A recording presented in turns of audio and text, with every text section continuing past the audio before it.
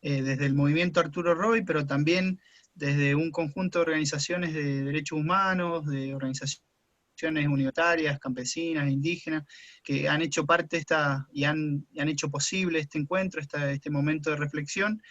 Agradecerles por darse cita hoy. Mi nombre es Oscar, los voy a estar acompañando junto con Celeste, un poco en la coordinación de este espacio, y vamos a tratar de distribuir la palabra entre nuestros expositores invitados y también entre el público que así guste y que se anime a debatir y a transitar este ratito. Les comento 2 o 3 cositas como en términos más operativos. Vamos a estar, obviamente se está grabando el encuentro y además se está administrando el uso de los micrófonos y demás, pero ante cualquier inquietud, quien quiera al final tomar la palabra nos lo va indicando, porque la idea es que después demos una ronda de diálogo. El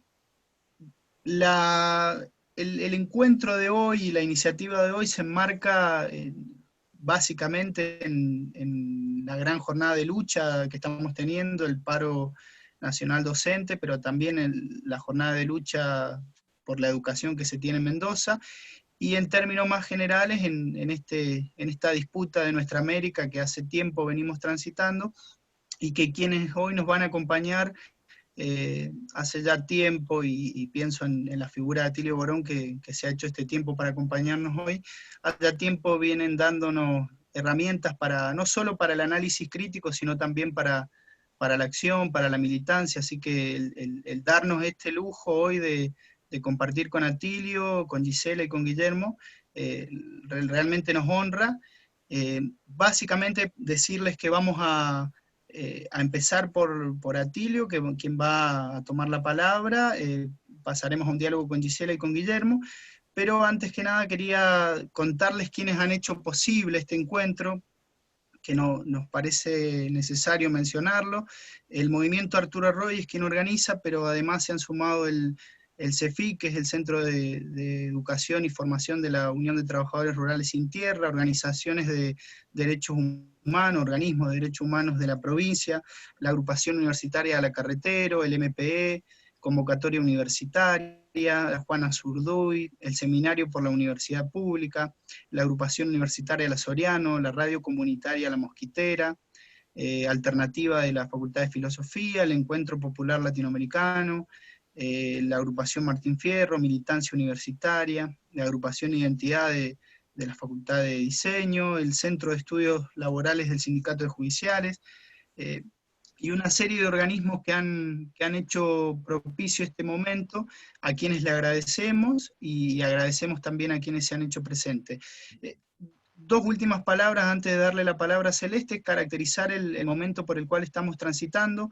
Nos parece que hay como una fotografía de época del año 2019, que a lo largo de estos meses, y específicamente desde que tuvo la emergencia la pandemia, uno podría o necesitaría repensar, ¿no? Si uno piensa lo que fue el año pasado, las revueltas populares en América Latina y esa crisis de legitimidad de muchos gobiernos neoliberales, hoy con la pandemia, de alguna manera pensamos que hay que reflexionar nuevamente en qué situación están las organizaciones populares, cuál es el estado de nuestras democracias, que también nos ha enseñado Atilio a repensar, ¿no? Cuando nos hablaba en aquellos libros que muchos de nosotros estudiábamos del fetichismo de la democracia. Hay que repensar esta democracia en la cual estamos insertos, y nos parecía interesante repensarla desde las organizaciones y los movimientos populares, que en este contexto de pandemia han tenido un rol fundamental, tanto en la organización de las resistencias, en la asistencia a los compañeros que más sufren este contexto de COVID, y sobre todo repensar esta crisis que no solo es sanitaria, sino que es la crisis del neoliberalismo, al que de alguna manera intentamos poner en cuestión desde nuestras prácticas, tanto académicas, militantes, sociales. Así que, bueno, en ese contexto y frente a cierta deslegitimación de la democracia formal, procedimental, en definitiva, pero democracia que ha costado mucho esfuerzo de los organismos de derechos humanos y de las organizaciones de la sociedad civil reconstruir, de alguna manera nos interesaba tener las palabras de Atilio, de Gisela y de Guillermo que de alguna manera nos orienten a alguna síntesis o a unar fuerzas para lo que viene. Le doy la palabra a Celeste para que ya nos presente, nos deje con Atilio y podamos comenzar el debate.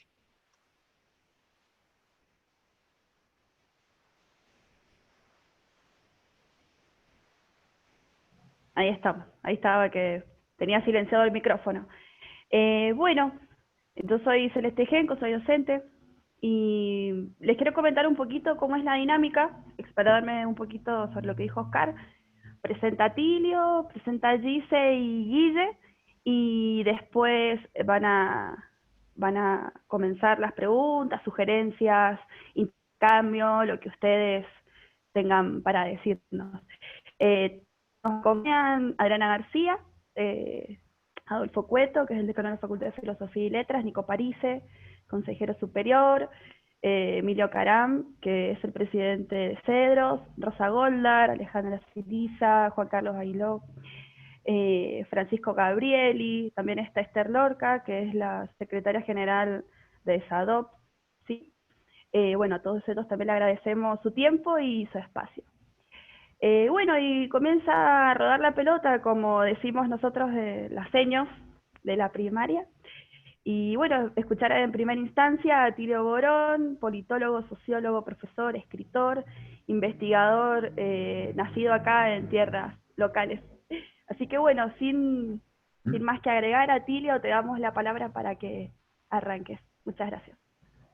Bueno, muy bien. Primero que nada, agradecer muy profundamente, no solo al movimiento Arturo Roy, sino a todos los demás que se han plegado a esta iniciativa. Para mí es muy importante, ¿verdad? Todas estas tareas que logran fomentar la asociatividad entre todos los movimientos, fuerzas políticas y sociales que luchan por construir un mundo mejor, un mundo postcapitalista, me parece siempre que es motivo de satisfacción. Y en segundo lugar, bueno, quería plantear, recordar que hoy es un día muy especial, un día internacional en donde se lucha por la legalización del aborto seguro, gratuito, legal.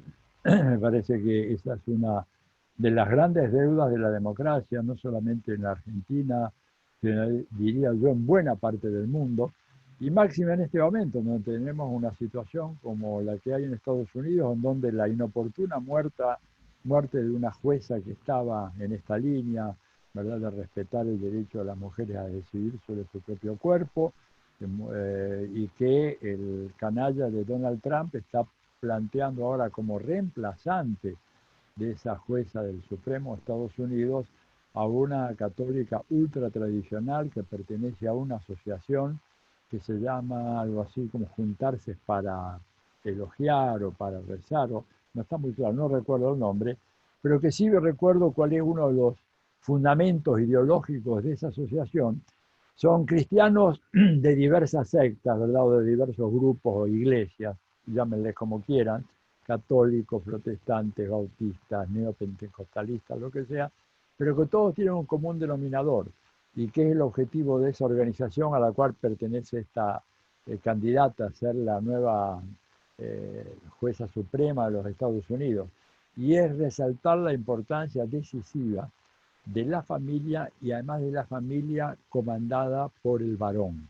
Esto, aunque les parezca que estoy yo un poco exaltado o confundido por todos estos accidentes informáticos que sufrí las últimas 2 horas, no, nada de ello. Búsquenla, busquen el nombre de esta persona, ¿no es cierto?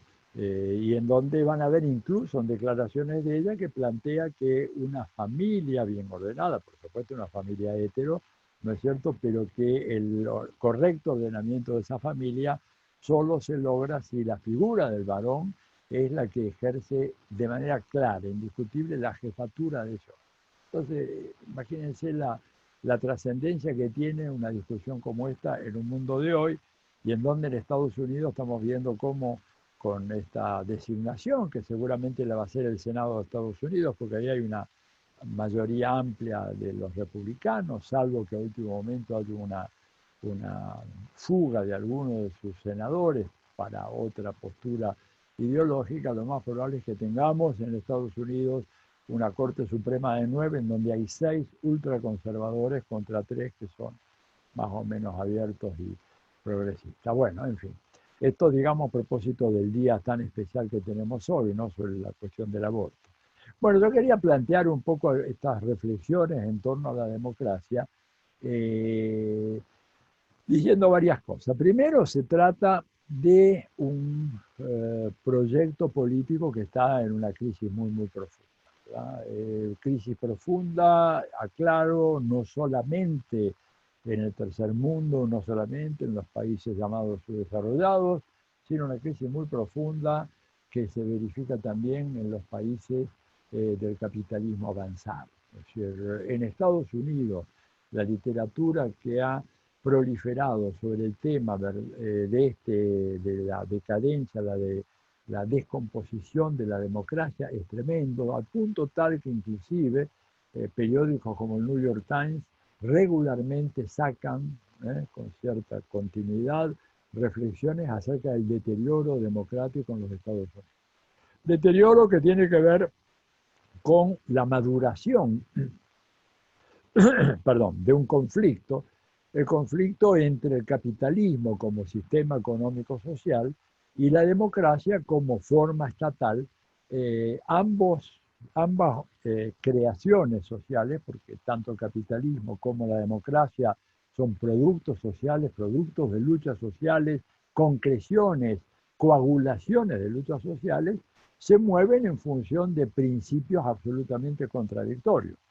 El capitalismo, sin entrar ahora a un debate sobre el capitalismo y todas sus características, pero tiene como uno de sus rasgos esenciales el hecho de que es un sistema económico, social, cultural, ¿verdad?, que tiene como principio motor la idea del lucro y el afán de lucro, el animus lucrandi, como decían los romanos.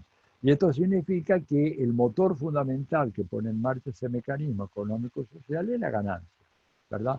¿Cuál es el motor que está por detrás del ordenamiento democrático de una sociedad? Es la igualdad, pero la igualdad en un sentido sustantivo, no igualdad jurídica, ¿verdad? Porque sin despreciar a la igualdad jurídica, es evidente que la igualdad jurídica de poco sirve si no hay una igualdad económica o social.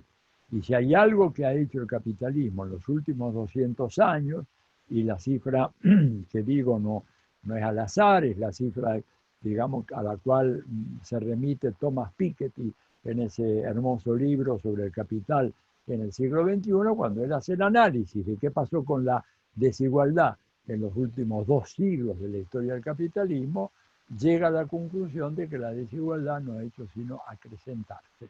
Y eso a pesar del Estado keynesiano, a pesar de la legalización de los sindicatos y de todo lo demás que podamos imaginar, pero lo que pasa es que la dinámica del capitalismo es una dinámica que tiende permanentemente a la concentración de la riqueza y por lo tanto a la creación de la pobreza. Un sistema que concentra la riqueza inevitablemente genera pobreza. Genera pobreza. Y no hay manera de resolver esta cuestión. La prueba está de que aún en los países más avanzados el tema de la pobreza es un tema realmente grave. En Estados Unidos afecta mínimo, con un cálculo muy conservador, mínimo a un 15% de la población. Y cuando digo un cálculo muy conservador, porque estas cifras no tienen en cuenta el alto número de indocumentados, que son personas que no tienen existencia no solamente legal, sino social en Estados Unidos, que no aparecen en ninguna estadística, que no son tomados en cuenta, que no hay registros sobre si trabajan, no trabajan, cuánto trabajan, cuál es la jornada de trabajo, cuál es el salario que reciben, ¿verdad? Pero por eso digo, tan solo considerando los registrados, la cifra está en torno al 15%. Y cuando uno mira además otras estadísticas que son muy interesantes, que yo estuve explorando un poco para partir esta charla, y de todo este debate falso que hay ahora en la Argentina sobre la meritocracia, promovido nada menos por aquellos que nunca hicieron ningún mérito, salvo el de ser hijos de alguien con mucho dinero, uno observa, por ejemplo, que el tema este del ascenso social y de la movilidad social, que siempre se ha planteado en el capitalismo como una posibilidad, propia del sistema, y en donde van a encontrar ustedes teóricos que hablan de que lo que diferencia al capitalismo de las formaciones sociales precapitalistas es que en aquellas formaciones prácticamente no había movilidad social. Nacías campesino, morías campesino, nacías jornalero, morías jornalero, nacías aristócrata, morías aristócrata, ¿verdad? Pero dicen los ideólogos del capitalismo, en este sistema, en cambio, cualquiera puede llegar a ser millonario o puede llegar a ser presidente de la República. Y realmente la designación de Obama en las elecciones presidenciales del 2008 como candidato, primero y después ratificado por la elección, fue un golpe maestro en un momento de profunda crisis de legitimidad del capitalismo. Recuerden el colapso de Lehman Brothers desde el inicio de la gran recesión que se produjo en el verano boreal de ese año, junio, julio de ese año, y entonces, ¿qué mejor que sacar de la galera un candidato afroamericano para demostrar que el sistema es bueno, que el sistema le da posibilidades a todos, y que si usted no llega, porque usted no es una persona que trabaje, que sea tenaz, que sea responsable, que no incurra en vicios que lo dispersen, y acá está la prueba de que el señor Barack Obama, ¿verdad?, hijo de una madre africana, de origen africano, y de un padre americano, resulta que llegó a ser presidente de los Estados Unidos, nada menos. Bueno, pero eso es, digamos, una operación extraordinaria, de las tantas operaciones que hace la derecha, porque cuando uno mira algunos datos más duros, ¿verdad?, y no me voy a detener demasiado en ellos, pero tiro un poco, hay un estudio que se hizo hace muy poco que explora cuántas generaciones hace falta para que una persona que pertenece al grupo de menores ingresos de un país logre llegar a nivel de los ingresos medios, no digamos ser presidente como Obama, ni que se convierta en un millonario como Trump o como Macri, sino a nivel del ingreso medio de ese país. Pues los datos son espeluznantes. La verdad es que yo sabía que iban a ser datos duros, pero no tan malos. Les digo lo más importante. El único país en donde eso se logra en dos generaciones, es Dinamarca. Ahí el que nace en el sector más bajo de la sociedad, ¿verdad?, sus hijos no, pero sus nietos van a llegar al nivel del ingreso medio de la sociedad dinamarquesa. En Argentina, en Chile, en Estados Unidos, en Francia, fíjense estos países, se necesitan 6 generaciones. Ahí ya pierdo la cuenta. Hijo, nieto, bisnieto, tataranieto, no se viene el chosno después, bueno, aunque venga otro más. 6 generaciones. Entonces, el capitalismo es un sistema así, que no da esas posibilidades. Y la democracia, por el contrario, es un sistema que supone que hay una igualdad fundamental, básica, no absoluta, porque no existe una sociedad de igualdad absoluta, pero un grado bastante elevado de igualdad relativa, digámoslo así, con las palabras de Rousseau, donde nadie es tan pobre como para tener que venderse por un plato de lentejas, y nadie es tan rico como para poder comprar a todos los pobres de una sociedad. Esa definición de Rousseau me parece magnífica, ¿verdad? Bueno, pues lo que pasa, la realidad es que hay muchos pobres que están en condiciones o que podrían tener que venderse por un plato de lentejas. Y eso hace que una sociedad de ese tipo no pueda funcionar una democracia genuina. Funciona, digamos, un símil de la democracia, de alguna manera una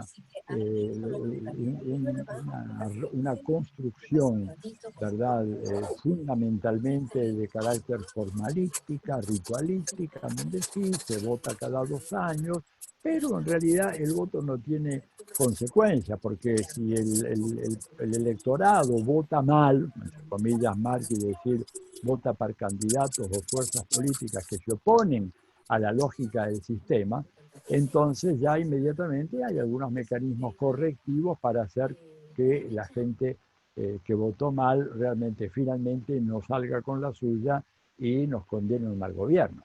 Esto, digamos, está en el corazón del capitalismo, y no solamente en los últimos años, porque cuando uno mira, ¿verdad?, y por eso la referencia a Rousseau no fue casual, cuando uno mira la historia del pensamiento social occidental y mira la historia del pensamiento liberal, buscará en vano en esa tradición del pensamiento liberal algún abogado o alguien que plantee realmente la conveniencia y la deseabilidad de la democracia. Van a encontrar, sí, reflexiones acerca del carácter inevitable del avance democrático, por ejemplo, en Alexis de Tocqueville, pero no hay en Tocqueville una defensa, una apología a la democracia. Para Tocqueville la democracia es una desgracia, que dice él, viene arrasando con las conquistas civilizatorias más importantes de Occidente desde hace 8 siglos, así lo dice en su famoso libro La democracia en América, y él es un observador muy cuidadoso de la democracia. Tenemos mucho que aprender. Yo, de hecho, le he dedicado en algunos de mis libros algunos capítulos a estudiar el pensamiento de Tocqueville sobre la democracia. Pero lo que él dice claramente es que la democracia es una desgracia y que hay que tratar de domesticarla apelando a distintos recursos. Uno diría, bueno, pero Tocqueville, traigo acá a colación un autor de 1835, 1840, seguramente en el pensamiento liberal posterior hubo pensadores que sí avalaron el tema de la democracia y el proyecto democrático. Bueno, pues no, la verdad que no. A ver, terminamos el siglo XIX, ¿verdad?, con la figura más importante del pensamiento liberal de ese momento, que es John Stuart Mill, incluso que desde el punto de vista de las luchas femeninas escribió un pequeño librito muy interesante, se llama Esclavitud Femenina, donde habla justamente algunos de estos problemas, habla de algunos de estos problemas que producen la sumisión de la mujer, y por lo tanto es un autor de los liberales los más esclarecidos. Sin embargo, de ninguna manera John Stuart Mill está a favor de la democracia, de ninguna manera. Y cuando dice, bueno, in extremis podríamos aceptar una democracia, pero con voto calificado. Es decir, voto calificado, ¿para qué? Para evitar la superioridad numérica del voto proletario. Digo, entonces, claramente el voto calificado, en donde tenemos un sistema para los aristócratas, otro para los sectores burgueses, capas medias, y finalmente un tercer voto prácticamente insignificante para los trabajadores manuales, digo, esto no es democracia. Democracia, si quieren, vamos a la definición clásica de Aristóteles, es el gobierno de los pobres en beneficio, perdón, el gobierno de las mayorías en beneficio de los pobres. ¿Y por qué Aristóteles decía? Porque los pobres en toda sociedad conocida serán siempre mayoría. Por lo tanto, una democracia se define por la capacidad para gobernar a favor de los pobres. Por lo tanto, John Stuart Mill, con su criterio de voto calificado, queda totalmente afuera. Y los teóricos de la ciencia política contemporánea, o del siglo XX y el actual, de ninguna manera son partidarios de democracia. El hombre más honesto en esta tradición fue Robert Dahl, cuando dijo, bueno, la democracia es imposible, porque no se puede, porque la igualdad total y la representación total es absolutamente imposible en sociedad de masa. Lo que tenemos son poliarquías en donde hay un cierto nivel de inclusividad en el censo electoral y un cierto nivel de libertad de expresión política, y en ese acotamiento bivariable, ahí tenemos algunos regímenes que son lo más parecido que hay en el mundo a las democracias. Por eso digo que, en realidad, el problema que tenemos fundamentalmente que enfrentar es que en la medida en que sobreviva el capitalismo, bueno, la democracia va a ser poco más que este gesto, que en algunos casos puede dar lugar al origen, a la gestación de gobiernos de izquierda o progresistas que se interesan por la felicidad colectiva, por el bienestar colectivo, pero suelen ser excepciones que son profundamente combatidas, ¿verdad? Y combatidas sin piedad por los partidarios del orden social actual.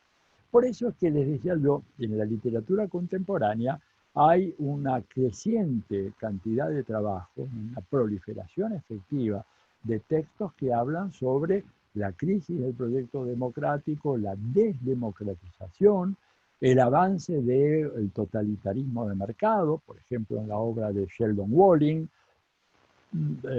para poner un ejemplo de los más conocidos, la referencia que han hecho varios otros autores, como el que escribió este libro Post-Democracy, se me fue el nombre en este momento, la postdemocracia, ¿verdad? En donde él plantea de que la democracia fue un momento en la historia del pensamiento occidental y que en el momento actual la democracia ya evidentemente ha quedado muy limitada. Es decir, toda una serie de autores, ¿verdad?, que en los últimos años han venido planteando el debilitamiento de la democracia, su vaciamiento, el vaciamiento mismo de la democracia.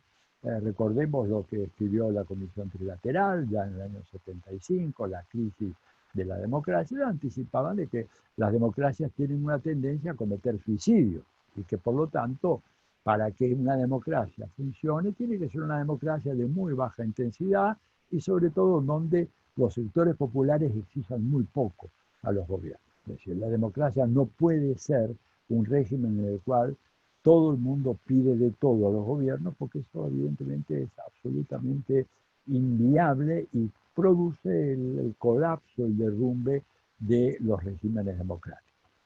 Allí donde la democracia pudo prosperar, evidentemente, aún en esos países se encuentra en crisis. Pensemos, ¿verdad?, que hasta hace pocos años nos planteaban a nosotros el modelo de la Moncloa, la transición española, como un caso extraordinario de eficaz y virtuosa transición del autoritarismo a la democracia. Toda la literatura de la transitología en la ciencia política en los años 80 y 90 gira en torno a las virtudes del modelo español y de la transición española. ¿Qué queda de todo eso ahora? Nada. Nada, se ha venido abajo, se ha derrumbado como un castillo de naipes, ¿verdad? Una democracia en donde miles y miles de familias, y me atrevería a decir probablemente cientos de miles de familias, han sido arrojadas en la calle porque no han podido pagar sus hipotecas a partir del 2008, producto de la especulación financiera desatada por la crisis y la recesión que arranca en el 2008 con el derrumbe de Lehman Brothers, el banco de inversión Lehman Brothers. Imagínense una democracia. Además pueden ver ustedes esto, hay montones de narraciones y de videitos en YouTube, busquen desahucios en España y van a ver la fuerza pública echando abajo una puerta a los hachazos, sacando a las familias pegándoles en la cabeza para la calle, un camión abajo, carguen todas sus porquerías y váyanse, y a la calle. ¿Y eso es democracia? ¿Cómo se llama una democracia a un régimen que actúa de esa manera? O vamos a llamar democracia lo que se arma en Grecia, ¿verdad? Ustedes recordarán hace unos 3 o 4 años, 5 años, el pueblo griego convocado a un plebiscito si aceptaba o no un drástico programa de ajuste impuesto por el Fondo Monetario Internacional, el Banco Central Europeo, la Comisión Europea. El pueblo se manifestó abiertamente en contra de eso. 63% dijo que no. Y entonces Alexis Tsipras dijo, bueno, vamos a aplicar el programa alternativo, no vamos a aplicar el programa de ajuste. Lo llamaron de urgencia a Bruselas, se tuvo que reunir ahí con el presidente del Banco Central Europeo, con el director de la Comisión Europea y con el presidente del Banco Central de Alemania, y entre los tres le dijeron, o usted aplica este programa que le hemos dado nosotros, o si no, les quitamos el euro, ustedes se quedan sin moneda y regresan a la época de las cavernas. Y no nos importa un bledo que Atenas y Grecia han sido la madre de la democracia y todo lo demás, ustedes o hacen esto o los dejamos sin moneda de la noche a la mañana, sin crédito, sin comercio, y tuvieron que aceptar eso. Ahora, sin embargo, cuando uno mira las estadísticas, esto que publica, por ejemplo, la Freedom House, que es una de esas ONGs pagadas por la CIA para difundir la ideología norteamericana, dice que Grecia es una de las democracias igual que España. Por supuesto, un país como Venezuela, que ha entregado a los sectores populares un poco más de 3 millones de casas, de viviendas registradas número uno por uno, ante notario público y con títulos de propiedad, etcétera, a partir de un programa de préstamos a 30 años que se mantuvo a pesar de la debacle económica originada por el bloqueo. Eso no es una democracia, es una dictadura. Como vemos nosotros, los criterios no tienen nada que ver con el funcionamiento efectivo de los gobiernos, sino que obedece a criterios ideológicos impuestos por el imperio. decía yo entonces que en este contexto, esta declinación de la democracia, esta era de la democracia que ya se fue, este libro de postdemocracia a cargo de este autor Colin Crouch, ahora me acordé del nombre, Colin Crouch, que es un laborista británico, o sea, ni siquiera es maoísta o un marxista ortodoxo ni nada de eso. Bueno, hoy en día hay nuevos instrumentos para corregir los excesos democráticos de los países. Corregir, por supuesto, también entre comillas, ¿verdad? Y yo, como decía hoy a la mañana, creo que lo comenté, el caso en Twitter se anunciaba esto. Bueno, el lawfare es uno de esos instrumentos, claramente. Con el lawfare ya, digamos, los golpes de Estado tradicionales, al estilo de la antigüita, con los milicos y todo lo demás, ya son marginales, no es que no se usan, porque hoy en día se combinan. Fíjense lo que pasó en Bolivia. Lo que pasó en Bolivia fue que hubo ahí una tentativa muy torpe de golpe blando, que era tan chapucera que no podía ser creíble, pero a falta de esa credibilidad vino el pronunciamiento del comando jefe del ejército y del director de la Policía Nacional. Tomen en cuenta esto en relación al incidente de las semanas pasadas con la bonaerense, y ellos le dijeron a Evo Morales: no podemos garantizar el orden, así que el presidente tiene que irse. El presidente se fue. O sea, el golpe militar, el golpe a la antigua, tampoco está descartado en los planes del gobierno de Estados Unidos, pero sí prefieren utilizar otras metodologías que generan menos resistencia, porque claro, toda la majestuosidad de la ley ante el sentido común, ¿verdad?, de la gente, la idea de que, bueno, la justicia, al fin y al cabo, por más que haya jueces, así o asá,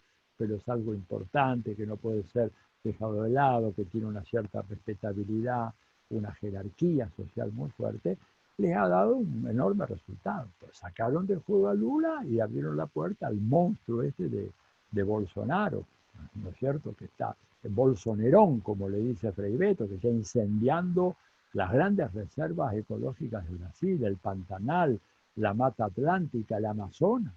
La destrucción que ha hecho Bolsonaro en este año y medio de gobierno es una cosa impresionante. Y bueno, pero esto fue posible porque hubo toda una operación combinada entre el lawfare, ¿verdad?, que saca del juego a Lula de una manera absolutamente ilegal, no solamente ilegítima, sino ilegal, porque el juez Sergio Moro, que es uno de los jueces que periódicamente asistía a los cursos de entrenamiento y de buenas prácticas en Estados Unidos, buenas prácticas legales, en Estados Unidos lo condena a Lula, diciendo que no tenía pruebas, pero tenía convicción de que Lula era culpable. Esto nos remite, esto de condenar a alguien por convicción, nos remite a la época del medioevo, en donde los inquisidores condenaban a una mujer porque tenían la convicción de que era una bruja, que la habían visto volar sobre una escoba, de esas tonterías, ¿verdad? Que uno dice, ¿cómo es posible? Bueno, claro, ¿cómo no iba a ser posible eso si hoy tenemos gente que está planteando que el virus no existe y que la Tierra es plana como una mesa, y el terraplanismo famoso? O sea, imagínense hace 500 años atrás, ¿por qué no iban a pensar de que vieron una mujer volar sobre una escoba rodeada de demonios y todo lo demás? Bueno, con esa convicción la mandaban a la hoguera. Con la misma convicción, este canalla corrupto del juez Sergio Moro lo manda a Lula, le mete una condena de 11 años y medio, que luego es ratificada por la Cámara y todo. Es decir, todos articulados con el poder estadounidense, ustedes se dan cuenta. Entonces, el lawfare pasa a ser decisivo. Acá en la Argentina hemos visto episodios con mucha gente que ha estado en prisión, algunos en prisión preventiva durante años, fueron todas operaciones. La operación de los cuadernos, por ejemplo. Si alguien en la justicia americana, ¿verdad?, que sigue siendo una justicia de clase como la de acá, pero en la justicia americana, le iba a un juez y le decía, mire juez, tengo acá unos cuadernos extraordinarios donde condenan, en donde confirman una por otra las operaciones mediante las cuales se robaron un pibe en la Argentina, una banda, una asociación ilícita dirigida por Cristina Fernández de Kirchner con la colaboración de Amado Vudú, Jaime, Debido, etcétera, etcétera, etcétera. Y va al juez y le presenta eso, ¿no es cierto?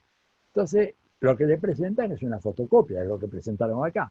El juez en Estados Unidos, cualquiera, aún el más conservador, le diría, muy bien, tráigame los originales. No, los originales no están. ¿Cómo que no están? No, no, porque el señor Centeno, temeroso de no sé qué cosa, en un asado les prendió fuego a los cuadernos porque él no quería tenerlos. Así que había un cuaderno donde estaban estos datos y el señor Centeno le prendió fuego y usted viene en defensa, digamos, como abogado de él. Bueno, los dos por ahora ya están en prisión preventiva. ¿Saben por qué? Por obstrucción de la justicia. Esto pasaría en Estados Unidos. Acá todo lo contrario. En esta farsa democrática de Argentina, estos son héroes. Héroes que han descubierto una conspiración gigantesca para robarse un producto bruto entero, ¿verdad? Convalidado por los jueces. Entonces, evidentemente estamos ante un problema muy, muy serio. Un poder judicial que se ha convertido en un árbitro de qué es lo que se puede hacer o no puede hacer. Entonces, sacan del juego a esta gente de la Argentina, la tienen amenazada a Cristina con no sé cuántos juicios, lo sacan del juego a Correa. Correa que yo, no me diréis, permítanme que voy a prender una luz porque veo que esto está muy oscuro. Más oscuro que mis pensamientos. ¿Me escuchas? Sí. Lo sacan del juego a Correa, que es sin duda uno de los políticos más honestos que he conocido en mi vida. De lejos. Con 29 acusaciones de corrupción radicadas en los juzgados de Bélgica, que él no puede pagar. Yo lo conozco a él, me dijo, mire, yo no puedo pagar ni siquiera a los abogados amigos, porque por más que el abogado sea amigo, cada uno de estos juicios tiene sus costes. Las famosas costas del juicio, aunque te declaren inocente o hasta que te declaran inocente, ¿verdad? Bueno, lo están sacando del juego a Correa y ahora no le permiten ser, le han inventado otra causa en el Ecuador, con lo cual está fuera de juego. A Jorge Glass, su vicepresidente, ya lleva casi 4 años preso, sin pruebas. Lula preso sin pruebas. Ahora se inicia una demanda en contra de López Obrador. Me enteré ayer a la tarde, a última hora.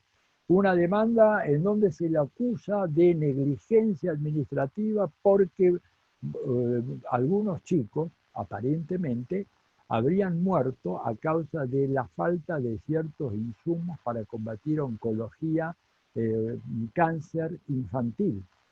Digamos, además en un proceso que viene de antes de la llegada de López Obrador, sin embargo, ya hay una causa radicada ahí y vamos a ver cómo reacciona el juez. O sea, la idea acá muy clara es no dejar títere con cabeza. A Piedad Córdoba le pasó lo mismo en Colombia. Era una lideresa extraordinaria, fuera totalmente de carrera. En Ecuador, fuera de carrera la más importante. En Argentina ya vemos lo que pasó. En Brasil lo mismo. Entonces, evidentemente, lawfare es parte, ¿no es cierto?, como dijo Zaffaroni, una parte decisiva del mecanismo de dominación contemporánea. Combinado, pero, con la fake news y lo que yo llamo, ella ha dado en llamar así amistosamente, todo ese conjunto de periodistas que hay no solamente en la Argentina, sino en toda América Latina, que son miembros de la, ¿cómo fue que le dije? La Bullshit News Corporation. La Bullshit News Corporation quiere decir la basura mediática total. Saben lo que es la expresión bullshit en inglés, una expresión que significa ciertamente mierda, ¿no es cierto? Bueno, la Bullshit News Corporation, que es extraordinaria, que miente todos los días, en todos los periódicos. Mentiras, pero tremendas, que sin embargo son difundidas y tienen, ¿verdad?, una aceptación popular porque te lo dicen en los periódicos, lo repiten en los noticieros de la mañana y en los programas políticos de la primera mañana, de la segunda mañana, y después en la televisión de la tarde, en la televisión de la noche, y en las mesas redondas de la noche, permanentemente repitiendo todo eso, sin que jamás haya una retractación. Fíjense lo que pasó con el caso de Aníbal Fernández, cuando era candidato para ser gobernador de la provincia de Buenos Aires, estaban postulándolo a él, sacaron de que él era el autor intelectual de un triple crimen vinculado al narcotráfico y a la mafia de la efedrina, y que la famosa morsa era él. 5 años después, uno de los implicados confiesa que la Morsa era uno de los agentes del servicio de inteligencia. Ahora, todos estos canallas que estuvieron durante 5 años acusando a Fernández de ser instigador de un triple crimen, ¿ustedes creen que salieron a la televisión o escribieron unas palabras en La Nación, en Clarín o en Infobae diciendo, bueno, lamentamos haber mal informado al público, la verdad lo hicimos de buena fe, creíamos en que nuestras fuentes eran correctas, pero resultó que no? No, nada, impunidad total para esa gente. Estoy hablando de Longobardi, de Lanata, de Majul, de Nelson Castro, de Novarecio, todos esos bandidos. Bandidos son sicarios mediáticos, son criminales, sicarios mediáticos, porque aniquilan la conciencia de la gente. Peligrosísimo, ¿verdad? Entonces, para ir un poco cerrando, porque ya veo que me estoy extendiendo mucho, pero además tenemos un intercambio después. Una democracia requiere no solo una sociedad no capitalista de fundamento real, porque democracia y capitalismo no se combinan. Ahí está el texto clásico de Ellen Makes It Good, ¿no es cierto? Capitalismo contra democracia. Un libro definitivo, está ahí por siglo XXI, lo pueden conseguir. Y creo que está en PDF, ya en la web. Bueno, no solamente eso, sino tenemos todo el tema del lawfare, tenemos el tema de los oligopolios mediáticos. Yo tengo una tesis muy radical en ese sentido. Donde hay un oligopolio mediático, es decir, donde hay una situación de no democracia en el sistema de medios, no puede haber democracia en el sistema político. Si el sistema de medios es antidemocrático, porque ser oligopólico, ¿verdad? Y al excluir opiniones divergentes y solo aceptar las opiniones, los puntos de vista que favorecen la continuidad del sistema, la democracia se convierte en una farsa decreciente de legitimidad. La gente va y vota, no tiene más remedio, en el caso argentino porque es obligatorio. En otros países, en el caso de Chile, la verdad que vota menos del 30% de la población que podría votar, porque ya los chilenos se dieron cuenta de que eso es una farsa infame, ¿verdad? Y acá estamos acercándonos a esa situación, ¿no es cierto?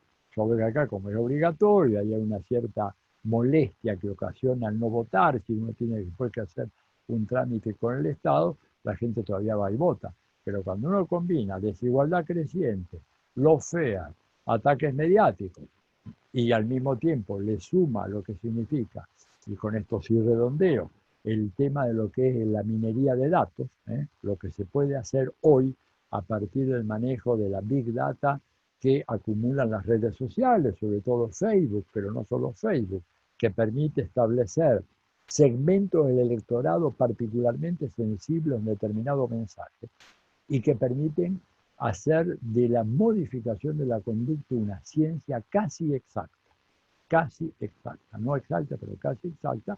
Vemos que los obstáculos que tiene hoy el proyecto democrático son inmensos y que se va a requerir un inmenso esfuerzo de organización, de concientización y de movilización para que la democracia pueda ser una de las rutas de salida cuando termine la pandemia y termine, digamos, este ciclo tan único que estamos transitando en momentos como los actuales. Así que bueno, yo diría que estas serían las ideas principales como disparadores de una discusión. Y bueno, y ahora sí me apresto a tomar nota y a ver los comentarios de ustedes y después seguir dialogando. Gracias. Muchas gracias, Atilio. Muchísimas gracias. Realmente muchas cosas, muchas puntas para pensar y gracias por abrir ahí el debate.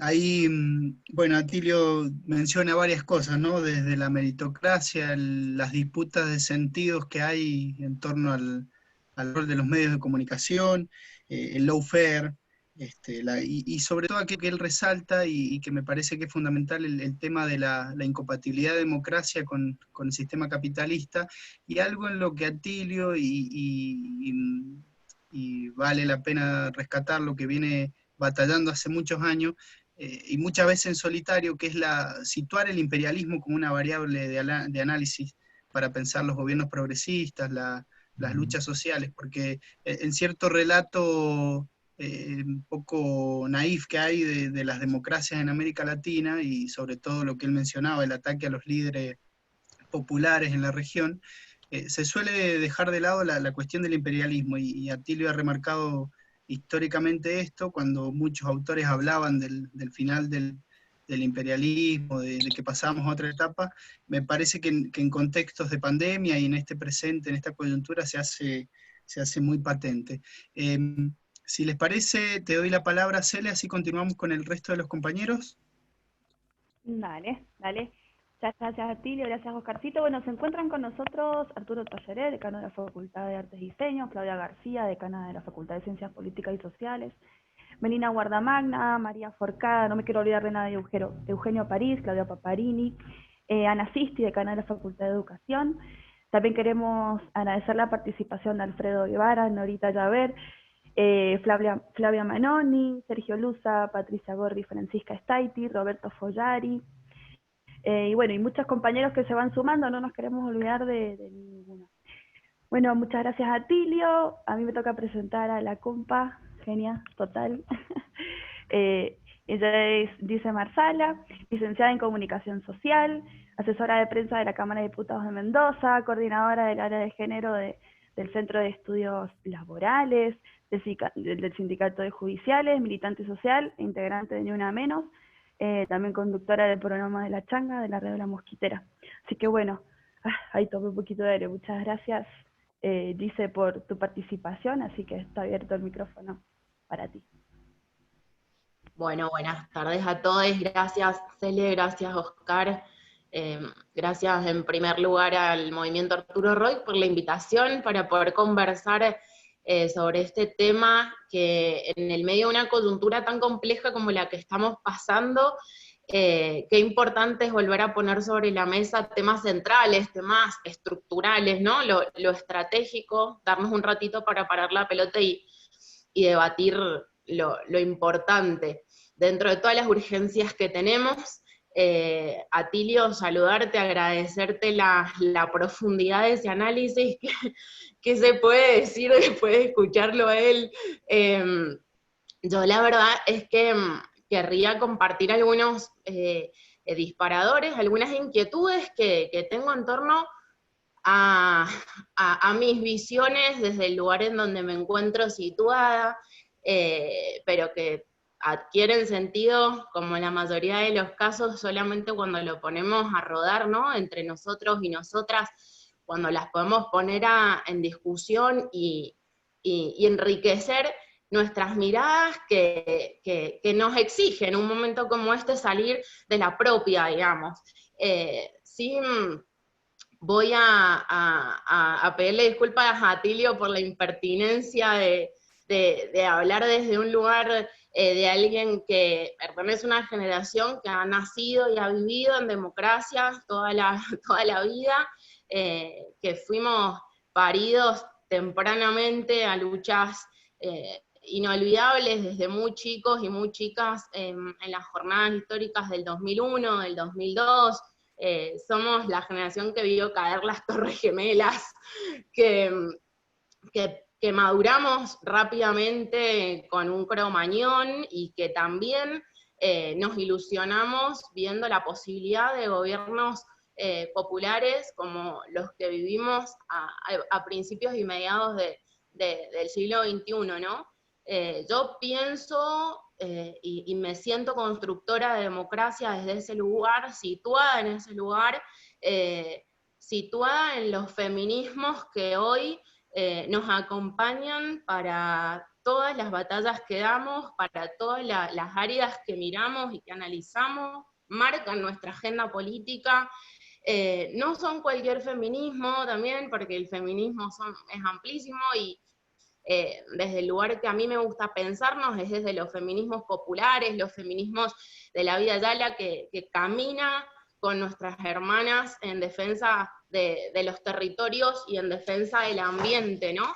Desde esos lugares es de donde por ahí a mí me cruza hoy pensar las democracias, y justamente esta mañana conversaba con un compañero muy querido, con Ulises Gorini, sobre esta actividad, y él me decía algo en la línea medio de Atilio, como bueno, el primer desafío de las democracias es que exista, ¿no? Que exista la democracia. Y en ese sentido, yo soy muy respetuosa y me aferra mucho la idea de lo que hemos podido construir a lo largo, por lo menos en Argentina, a lo largo de estos 40 años, casi 40 años de democracias ininterrumpidas. Me parece que independientemente de todos los elementos que son centrales y que son estratégicos, que tienen que ver con las amenazas externas de las democracias latinoamericanas, pienso en cuáles son los desafíos que tenemos nosotras, nosotres y nosotros respecto a las democracias que hoy vivimos, así como las conocemos, y cuánto más podamos mejorarlas en un sistema que perfectamente caracterizó a Tilio, ¿no? Creo que es importante partir de la premisa de que ningún proceso es irreversible, y lo venimos viendo, de cómo ante la avanzada de gobiernos populares, los sectores concentrados y el imperialismo nunca duermen, nunca se dan por vencidos. Sabemos que ellos tienen un plan a largo plazo concreto, y bueno, y eso nos presenta a nosotros la necesidad de estar siempre un poco a la resistencia, incluso cuando estamos construyendo o cuando estamos en procesos de ofensiva. Por eso me parece que justamente porque ningún proceso político es irreversible y ninguna conquista del campo popular es irreversible, es que son desafiadas y puestas a prueba permanentemente nuestros sistemas democráticos. Yo creo que uno de los mayores desafíos que tenemos en el campo popular, en el campo nacional y latinoamericano, tiene que ver con defender la idea de democracia con la perspectiva de profundizarlas hasta donde más nos permita la coyuntura, el momento histórico, la etapa y las relaciones de fuerza. Con profundizar la democracia, yo lo pienso desde el lugar de aumentar los niveles de participación política, ir lo más lejos posible con la organización popular, con la movilización en defensa de los derechos conquistados y de los que todavía nos quedan por conquistar, ¿no? Como justamente un día como hoy, tener esta actividad en un día de lucha para las mujeres argentinas y latinoamericanas, como es el 28 de septiembre, en una deuda histórica que tiene la democracia para con nosotras y los cuerpos gestantes, como es el derecho al aborto legal, seguro y gratuito. Esos elementos, para mí, fortalecen la democracia, y justamente creo que uno de los límites más grandes que encontramos a la hora de fortalecer y de consolidar los sistemas democráticos tiene que ver con cuando nos encontramos con una democracia que parece simplemente destinada a la maquinaria electoral, ¿no?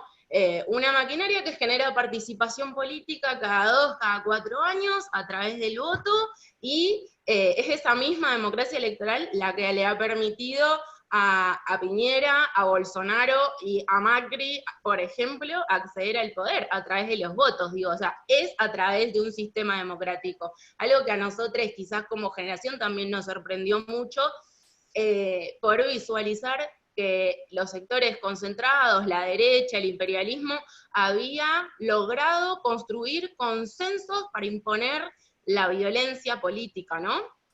La violencia hacia las mayorías. Les pido perdón por ahí un poco voy a necesitar tomar agua porque estoy ahí con las alergias dando vueltas, propias de la época. Por lo que a mí me parece central y urgente destinarnos a construir una etapa democrática con mayores niveles de participación popular.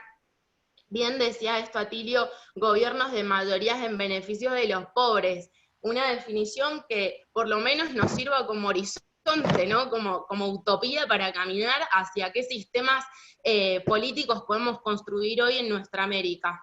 Ustedes sabrán que hay estudios recientes, por ejemplo, por tomar algunos de Oxfam y Clark.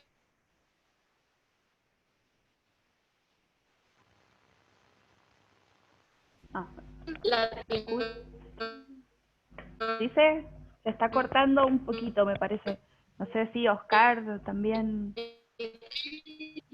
Latinoamericanos no. Ahí volvió. Estamos teniendo algunos problemas, dice, con la.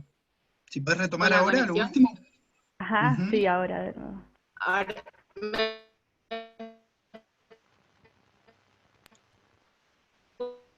Ay, qué Se macana. No, corta.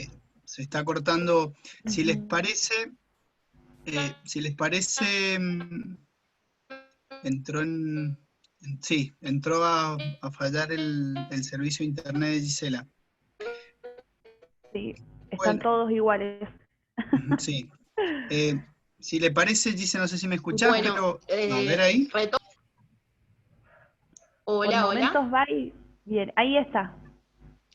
Yo los escucho bien. ¿Quieren que apague la cámara por las dudas, que eso retrase un poquito la conexión? Sí. Sí, puede ser. Yo creo Dale, que va probemos con bien eso. ahí, dice. Ajá. Bueno, probemos. Cualquier cosa me enseñe Dale. las cosas de la virtualidad. Bueno, decía que hay estudios recientes que muchos de ustedes conocerán en relación a el nivel de confiabilidad y de legitimidad que tienen las democracias para las y los latinoamericanos. Un estudio de Oxfam y Claxo habla, por ejemplo, de un 65% de latinoamericanos y latinoamericanas que no confían o creen en la democracia como sistema político, que no representa sus intereses. A mí me parece un dato trascendente ese y que tiene mucho sentido en función de lo que nos planteaba Tilio. De hecho, vos mismo, Tilio,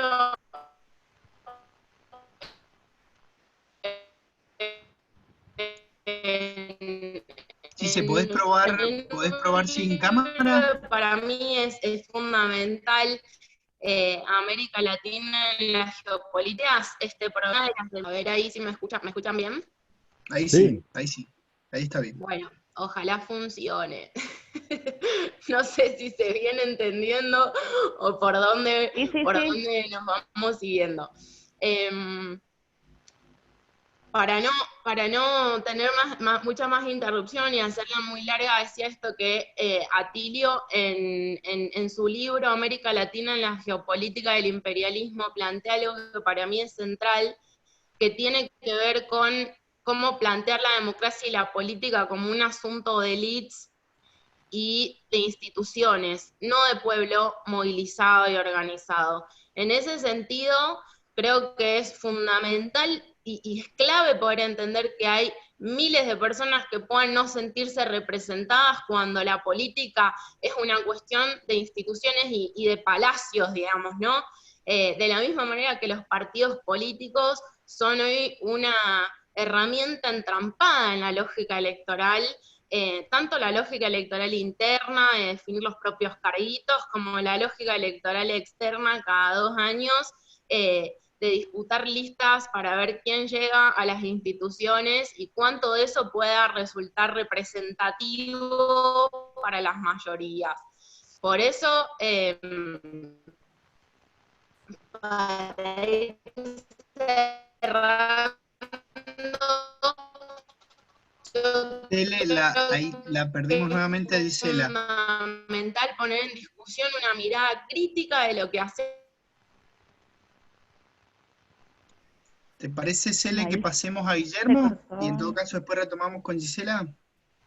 Sí, sí, sí, me parece que lo presentes, así seguimos, Carlito. Bueno, gracias, Gisela. Lamentablemente jugamos con estas variables de Internet.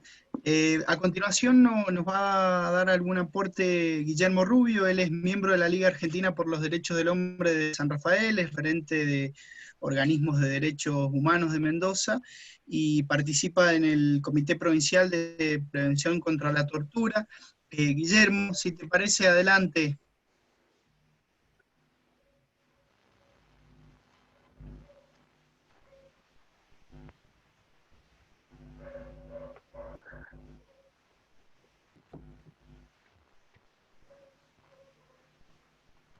A ver, Guille, tenés el micrófono silenciado. Ahí está. Hola. ¿Me escuchan bien? Ahí sí. Bueno, perfecto. Bueno, después de escuchar a Tilio, después de escuchar todo lo que hemos podido escuchar de Gisela, que ha sido brillante, me toca a mí dar algún panorama con respecto a estas situaciones que estamos viviendo en América Latina. El tema de los medios de comunicación, que puso el acento Atilio ahí en su momento, y el tema de la concentración de estos, tiene mucho que ver también con la actividad que han cumplido puntualmente en cada uno de los golpes de Estado que se han dado en Latinoamérica. No es correcto pensar que estos medios de comunicación tienen una incidencia eventual en los medios en la situación de los golpes de Estado. No, en cada uno de los golpes de Estado han sido determinantes en la formación de un consenso indispensable para que los golpes se lleven a cabo y los despojos de los derechos de la sociedad se produzcan. Esto lo podemos analizar, lo podemos ver, lo podemos observar, lo podemos estudiar y vamos a ver que en cada golpe de Estado en Latinoamérica los medios de comunicación han tenido un rol determinante. Lo que se suma ahora a todo esto son el tema de las redes sociales, los trolls y la forma en que se va replicando desde la Big Data, como decía Atilio también, que puntualiza específicamente hacia dónde se debe dirigir el discurso reaccionario, el discurso violento de la derecha que solo busca apoderarse de recursos mientras que se desentiende del otro. Nosotros ponemos el acento como democracia, ponemos el acento en el hombre, en la persona, en la humanidad, en la mujer, en el niño, en el anciano, en toda aquella persona que pisando nuestro país, pisando nuestra Latinoamérica, debe tener todos los derechos necesarios para poder ejercerlos en cualquier momento en pie de igualdad. Este es el principio rector que tenemos nosotros. A estas situaciones que tenemos hoy de incidencia de los medios de comunicación en forma tradicional, de las redes sociales, de los trolls, todas estas situaciones se suma un factor de poder más que aparece para contactar a un sector poblacional que no está tan pegado a las redes de comunicación, a las computadoras y a Internet. Y son las personas que concurren cotidianamente a los cultos evangelistas particularmente, que se han convertido en un centro de promoción de política, de estas políticas reaccionarias, descalificando todas las políticas que hacen a la construcción de derechos de las personas. Nos encontramos con que estas situaciones requieren un financiamiento. El financiamiento se lo damos nosotros mismos. Se lo da el mismo sistema a través de las veces que se han apoderado, por ejemplo, el macrismo en el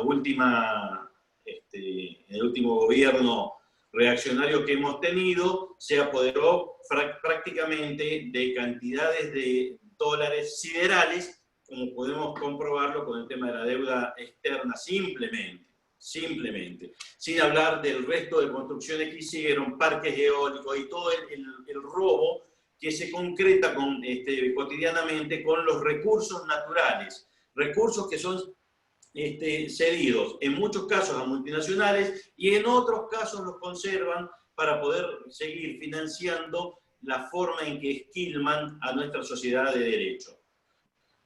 Los servicios de inteligencia, las fuerzas parapoliciales que siguen operando, porque hay fuerzas parapoliciales que operan concretamente aún en actividad dentro de las mismas fuerzas de seguridad.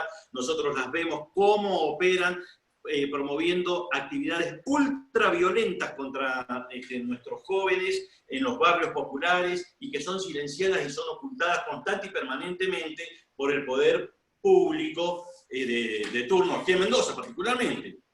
Lo vemos concretamente, vemos el tema de los skaters que se visibilizó, pero concretamente nosotros los organismos de derechos humanos recibimos cotidianamente denuncias de los atropellos que ocurren en los barrios populares. Estas actividades son actividades de promoción del control social. Este control social que es promovido específicamente y es necesario para las organizaciones de derecha para garantizar la gobernabilidad dentro de la sociedad. Si bien el protagonismo militar ha perdido razón dentro de nuestra sociedad, dentro de Argentina ha perdido razón, No vemos lo mismo dentro de otros países latinoamericanos. El movimiento, la insurgencia policial en Bolivia, como dijo bien Atilio, tiene que ver con esto y estuvo respaldada militarmente. Lo mismo ocurrió con Zelada en Honduras. Estas situaciones son realmente claras evidencias de que el militarismo no está ajeno del golpismo. La situación de Bolsonaro con todos sus ministros prácticamente militares. Esta situación nos pone en el contexto de que la violencia y las armas están a disposición aún de la derecha. Esto debe alertarnos de cómo manejamos nosotros las situaciones respecto de los riesgos institucionales que tenemos nosotros en Latinoamérica y que corremos cotidianamente. La utilización de las instituciones no es tampoco una cuestión ajena. Esto de los golpes blandos, que no son nada blandos, porque son muy duros y muy violentos, lo estamos viendo. Vemos que atrás de cada apoderamiento de poder ocurren hechos de violencia inusitada, desapariciones, asesinatos. Esto no habla de un golpe blando, no estamos hablando de ternura en esto. Estamos hablando concretamente que la forma de apoderarse de los recursos de un país, la forma de apoderarse de los derechos de las personas por parte de la derecha sigue siendo tan violenta como antes. ¿Qué es lo que hacemos nosotros con estas situaciones? Porque veamos qué es lo que ocurre. Una Corte Nacional que ha sido condicionada en su estructura por el macrismo, y vemos nosotros paralelamente en el resto de Latinoamérica, por ejemplo, en Honduras, la participación que le cupo a la Corte en el golpe a Zelada, la participación que le cupo a la Corte en el golpe a Lugo, la participación que le cupo a la Corte en el golpe a Dilma Rousseff, en la proscripción a Lula, en la proscripción a Correa, en la proscripción a Evo. Todas estas situaciones nos ponen claramente de relieve que las instituciones deben tener unos resguardos que deben ser mucho más importantes que los que tenemos actualmente, mucho más importantes. Cuando hablamos del lawfare, que concretamente es un modo de determinar la justicia a favor de algunas personas, no podemos dejar de mencionar las cosas que paradigmáticamente ocurren en Mendoza y se van reflejando. Acá recientemente se acaba de sancionar la ley de el prontuario digno, no sé qué, la lista limpia, una cosa así, lo que han planteado. Esta es lo que han sancionado. Nadie que tenga una acusación puede ser candidato en Mendoza. Nadie que tenga una acusación. ¿Quién maneja el órgano acusador? Va a ser en definitiva quien va a determinar quiénes van a ser los candidatos, y con esta estructura van a elegir quiénes son los posibles candidatos de cada uno de los partidos políticos que eligen con quién competir. Claramente lo que ocurrió en Brasil, veámoslo, Lula sacado del partido a través de una acusación completamente falaz, deja el poder en manos de Bolsonaro. Esto es la elección de quién puede competir, de manera que hoy la derecha elige quiénes son las personas con las cuales va a presentarse electoralmente, las propias y las de la oposición. Esta situación nos pone realmente en una situación de alerta muy clara. No podemos dejar de mencionar que el avance de sistemas como el sistema acusatorio, que nosotros lo vemos realmente como un sistema sano y un sistema bueno para la democracia, pero no nos podemos olvidar de algo. Quien designe al procurador de la Corte va a ser la persona, en definitiva, que va a estar determinando quiénes van a ser acusados. Y esto es realmente, en términos políticos, un riesgo que estamos corriendo. Lo estamos viendo aquí en Mendoza, lo vemos muy concretamente como un riesgo potencial en expansión. Vemos que estas situaciones de acá, de la pequeña Mendoza o de Jujuy, son especies de pruebas que se van realizando para ver hasta dónde pueden llegar con todo esto de la proscripción política y con todo esto de invadir el terreno político del adversario para designar cuáles van a ser los candidatos. En lo que es materia de construcción o destrucción, en realidad construcción de poder y destrucción de los organismos de control, prácticamente en toda su estructura, la derecha es un especialista en esto. Y no es porque no le interese controlar a las democracias populares, a los gobiernos populares, a los gobiernos progresistas, a los gobiernos que construyen derecho. Lo que tienta es al exceso. Eventuales excesos que algunos funcionarios pueden incurrir, y ahí es donde aprovechan la situación. Pero esto jamás es revisado durante un gobierno de derecha. Nunca se ponen mecanismos de control en un gobierno de derecha, porque francamente lo que hacen es el despojo de los recursos naturales del país y el condicionamiento completo del Estado en razón de garantizar la forma en que se esquilma al Estado y se condiciona para el futuro las políticas que puedan desempeñarse, que puedan desarrollarse, que puedan concretarse como verdaderos logros de derechos humanos en materia de realización y felicidad del pueblo. Esto es realmente alarmante, cómo viene perfilándose. A mí, al menos, me pone muy a la defensiva y muy alerta, y llamo también a buscar cuáles son los métodos que tenemos. Aquí observen lo que ocurrió con la Corte en Mendoza, lo que tenemos en la Corte en la Nación. En Mendoza tenemos una designada, una jueza que no trabajó nunca de abogada, que no ha sido magistrada, que no tiene más experiencia que el ser realmente una persona que ha estado al servicio del poder actual, de este poder.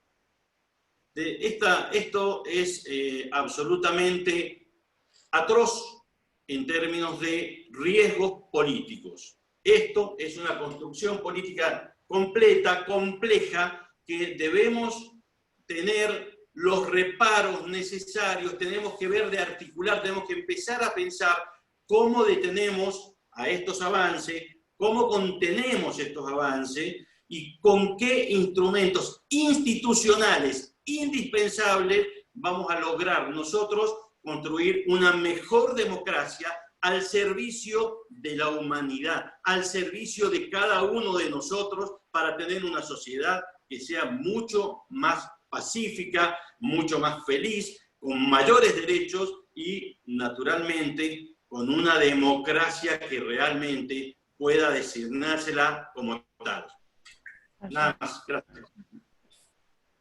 Muchas gracias, Guillermo, muchísimas gracias. Bueno, ahí retomó la conexión la compañera Gisela Marsala.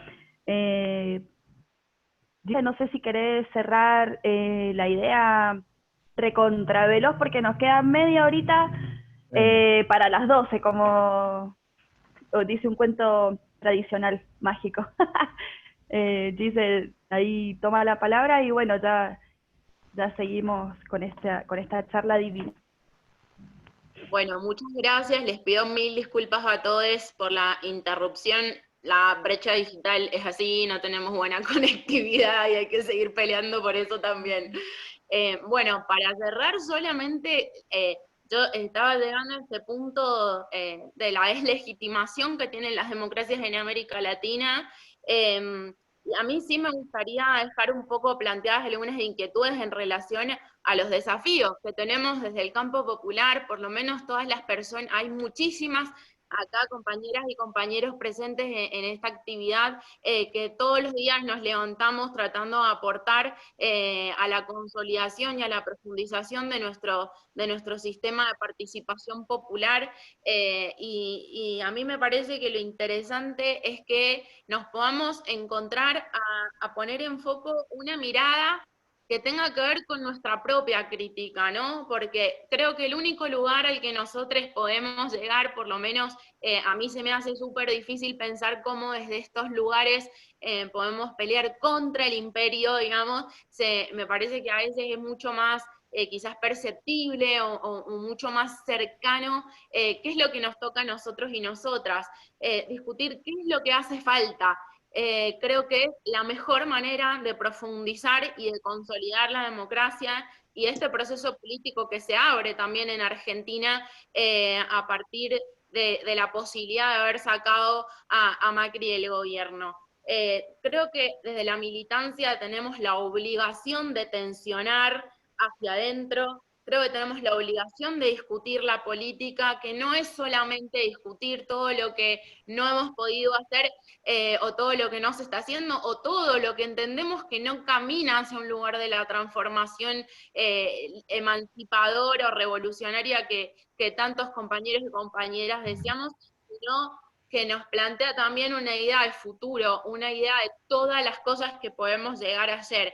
Si de algo estoy convencida es que la militancia no debe ser nunca un sindicato de aplaudidores de las medidas de gobierno ni de los partidos políticos, sino que somos nosotros quienes debemos construir las condiciones para que la conducción del proceso tome las decisiones que entendemos los sectores populares que son necesarias para tomar. Así que con esto yo me despido, creo que es hora de que dejemos de pensar en la pobreza y más bien nos dediquemos a enfrentar la pobreza discutiendo y confrontando con la riqueza y los sectores concentrados que son que es ahí el lugar en donde nosotros podemos pegar y que es la política nuestra única herramienta de transformación. No conocemos otra, no tenemos otra, y creo que es una etapa clave en este siglo, y sobre todo con las ideas que andan dando vuelta, de defender la política y defender el rol central de los estados en América Latina. Así que yo nos invito al desafío, nada más ni nada menos que de organizar la esperanza de los pueblos latinoamericanos. Muchas gracias por el espacio. Gracias, Gisela. Bien, en honor entonces a los tiempos que corren muy rápido, y como la promesa era también tener un espacio para el debate, lo último mencionar es que agradecemos a Francisca Staiti y a la gente de FADIUN que está presente en este momento de lucha tan importante para todos, Francisco Gabriele de Siduncu. Vamos a abrir el debate, si les parece, compañeros. Hay tres preguntas formuladas por ahí. La profesora Adriana García decía qué lugar ocupan en este escenario político los grupos religiosos, especialmente los evangelistas, en países como Brasil y Bolivia, algo se mencionó. Roberto Folari decía que hay una necesidad de reinstalar ya mismo la movilización popular, cómo pensarla en este esquema de pandemia. Y Elsa nos decía que en un momento Atilio habló de la necesidad de ejercer un control, que también Guillermo lo retomó respecto de los medios de comunicación. Entonces, el tema de las militancias evangélicas, el tema de la movilización popular, la cuestión de los medios, varias preguntas formuladas. Doy la palabra para quien quiera hacerle alguna intervención y escuchamos a Atilio algunas reflexiones sobre esto. Hola. Adelante, Atilio. Sí, te escuchamos. Bueno, no, mira, me parece que hay muchísimos temas que han surgido y la verdad que tenemos poco tiempo, así que yo quisiera redondear algunas cosas antes de que se acabe la reunión. Desgraciadamente el tiempo vuela y no quisiera que quedaran cosas sueltas en mi intervención. Yo creo que evidentemente, como dijo Gisela, hay una evidente deslegitimación de las democracias, no solamente en América Latina, yo empecé hablando de eso, a nivel mundial, ¿verdad? Hay problemas muy graves en Europa, problemas gravísimos en Estados Unidos, por supuesto en América Latina. Hay el neoliberalismo ha cultivado con mucho éxito esta idea de la antipolítica, ¿no es cierto? La antipolítica, y que por lo tanto esto va acompañado por un proyecto que nos obliga, o por lo menos nos invita, a que si queremos mejorar nuestra condición de vida, esto lo tenemos que hacer por la vía individual. La antipolítica significa en el fondo, bueno, arreglátela por tu cuenta, deja de lado cualquier estrategia de acción colectiva, deja de lado cualquier estrategia que se base en movimientos, en partidos o en fuerzas sociales organizadas. Es un asunto que cada cual resuelve como puede y por su cuenta, ¿verdad? Y esto me parece a mí que es realmente un mensaje muy preocupante, porque ha penetrado muy profundamente en la sociedad, ¿verdad? Hay una encuesta que se hizo en Brasil poco antes del triunfo de Bolsonaro, en donde en una de las principales favelas de Río de Janeiro se le preguntaba a la gente si estaba mejor o peor que antes, ¿verdad? Después de 14 años de gobierno del PT. Y entonces la gente en su gran mayoría reconocía que estaba mejor. Cuando en la encuesta se le decía muy bien, díganos a qué atribuye esta mejoría, la respuesta típica era la siguiente: en primer lugar, a Dios. Dios me ha ayudado y por lo tanto he podido salir de la situación en la que me encontraba. En segundo lugar, a mi esfuerzo personal, que yo le he dedicado, digamos, con cuerpo y alma a tratar de superar la situación previa. En tercer lugar, a mi familia, que me acompañó en este proceso muy duro, que me dio el apoyo psicológico, la contención que necesitaba. Y en cuarto lugar, sí, por cierto, algunas políticas del gobierno, alguna ayuda del gobierno. Bueno, en realidad, todas las tres primeras razones tenían un peso mínimo, o hubieran tenido un peso absolutamente negligible, de no ser que se ubicaran en un contexto marcado por las políticas de hambre cero, de promoción social del gobierno de Lula y de Dilma. Pero esto les hablo a ustedes de los alcances que tiene esta idea del neoliberalismo, de la antipolítica, el desprecio a la política, que hace que cuando a uno le va bien, en realidad esto es porque, bueno, Dios, yo mismo, mi familia, pero nada que ver con el gobierno. Entonces creo que ahí tenemos nosotros algunos elementos importantes para considerar. En primer lugar, la conciencia absoluta de que la supervivencia de la democracia, y mucho más de una democracia merecedora de ese nombre, una democracia que tiene que cambiar para bien a la sociedad, ¿verdad? Porque si la democracia no tiene capacidad de cambiar para bien, realmente, bueno, podemos preguntarnos, está bien, es mejor vivir bajo una democracia, aunque sea ineficiente, y no bajo una dictadura que encima va a empeorar las cosas, va a acentuar la desigualdad, la exclusión social, y encima va a aplicar un régimen de control violento de la población. Pero hay una cosa que es fundamental: los gobiernos democráticos deben procurar que nuestras sociedades se conviertan en sociedades más igualitarias. Cuando uno analiza las transiciones democráticas latinoamericanas desde los 80 para acá, lo que comprueba, ¿verdad?, con mucho dolor, es que son sociedades que se han hecho cada vez más desiguales. Esta es la triste realidad. Empecemos con el caso de la Argentina. La Argentina salió ahora hace unos días un informe diciendo de que con la pandemia se había profundizado un poco la desigualdad económico-social, y que en el momento actual entonces el 10% más rico era 25 veces más rico que el 10% más pobre. Es una cifra realmente muy preocupante. Pero lo notable es que cuando comienza la democracia, la recuperación democrática de la Argentina, a finales de 1983, o sea, el legado de la dictadura había dejado una sociedad en donde el 10% más rico era 13 veces más rico que el 10% más pobre. O sea, lo notable del caso es que luego de casi 40 años de democracia, en la Argentina tenemos un nivel de desigualdad social que es casi el doble al que teníamos cuando iniciamos la transición democrática. Y esto me lleva a mí a ser muy crítico de la transición, porque esta tendencia más no es solamente que se dio en la Argentina, se dio también en España, se dio muchísimo más todavía en Chile.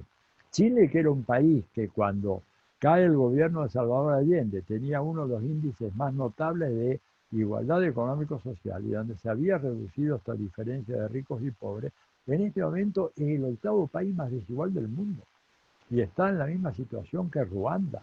O sea, ¿cómo es posible? Y todo el mundo habla de la transición democrática exitosa en Chile. ¿Qué clase de transición? ¿Transición hacia dónde? Estamos transitando hacia una sociedad mucho más desigual, a una sociedad a dos velocidades, como lo dicen en Europa, en donde hay un sector digamos, la tercera parte, el tercio superior que más o menos se acomoda, y el 2/3 restante que está dejado librado a la mano de Dios.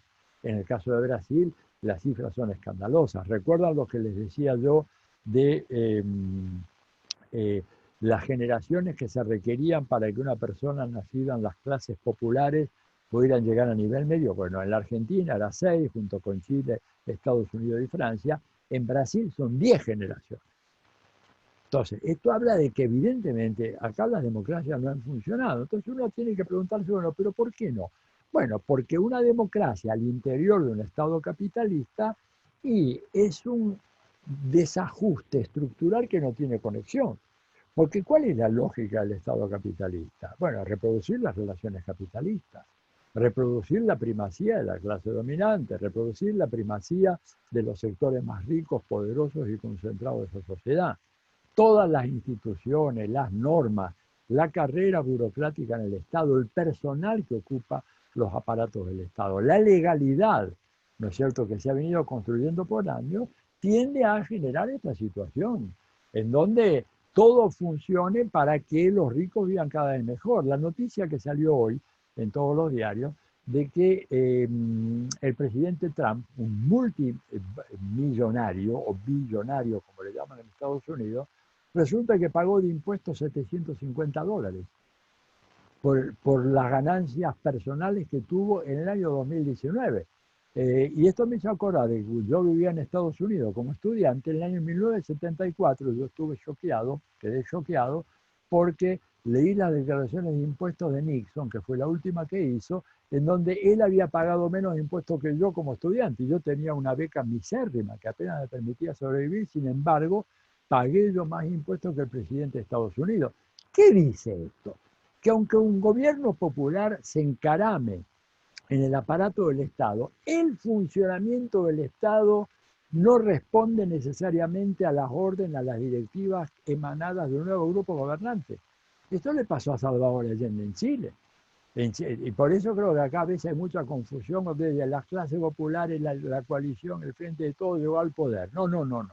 Al poder no hemos llegado ni remotamente. Hemos llegado al gobierno. Ahora, ¿cuán cerca del gobierno está el poder?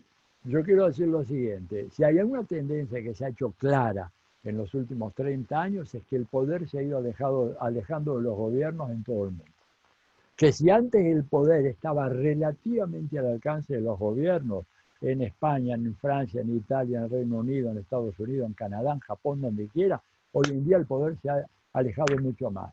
Ha llegado a ser casi inalcanzable para los gobiernos, ¿verdad? ¿Por qué? Porque, a ver, ¿qué gobierno le pone el cascabel al gato de la oligarquía mediática? Digo, vuelvo a lo de antes. Si tenemos un espacio público dominado por medios de comunicación concentrados, hegemónicos, no competitivos, no pluralistas, que excluyen toda opinión crítica que pueda poner en cuestión sobre el tapete la sustentabilidad del capitalismo, ahí tenemos un factor de poder fenomenal fuera totalmente del control democrático. Y que en cuanto se intenta hacer el menor esfuerzo, inmediatamente surge, digamos, una ofensiva fenomenal. La propiedad está más lejos que antes. Antes se podía hablar de reforma agraria, evidentemente era un tema muy grueso, pero hoy en día, en este país, por ejemplo, no se puede ni siquiera decir vamos a expropiar una empresa de estafadores, ladrones, una asociación ilícita como Vicentín. Oigan, Vicentín está siendo investigado por el heredero del juez Griesa en el distrito sur de Manhattan. Recordarán ustedes el juez Tomás Griesa que favoreció los fondos buitres y perjudicó grandemente a la Argentina. Él murió, el heredero ahora está investigando a Vicentín por estafas reiteradas a bancos norteamericanos, a empresas norteamericanas, por operaciones de lavado de dinero en paraísos fiscales y por evasión tributaria internacional.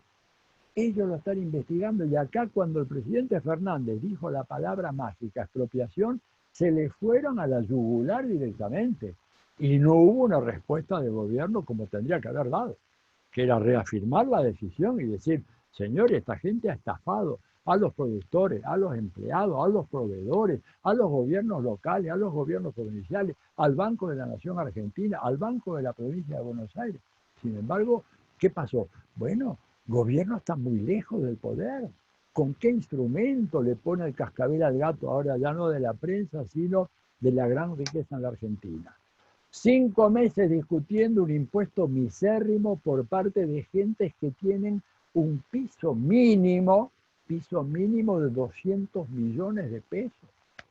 Que quiere decir que tiene una casa en un country, un flor de departamento, alquila 7 u 8 oficinas, tiene un auto europeo de lujo tipo un Audi, un Mercedes, tiene además una 4x4 y no sé cuántas cosas más. Y no podemos hacer que pague un impuesto irrisorio y que el Parlamento lo va a discutir y que va a ir de una comisión a la otra y que luego va a haber un dictamen de mayoría y otro de minoría y que luego no hay quórum y después va al Senado y después va a las comisiones del Senado. ¿Saben qué? Y además después hay que buscar ese dinero. Hay que hacer que vengan y paguen, no que vengan y paguen en cuota. Van a decir, bueno, pagamos, pero ahora en 12 cuotas van a ampararse en eso. ¿Saben qué?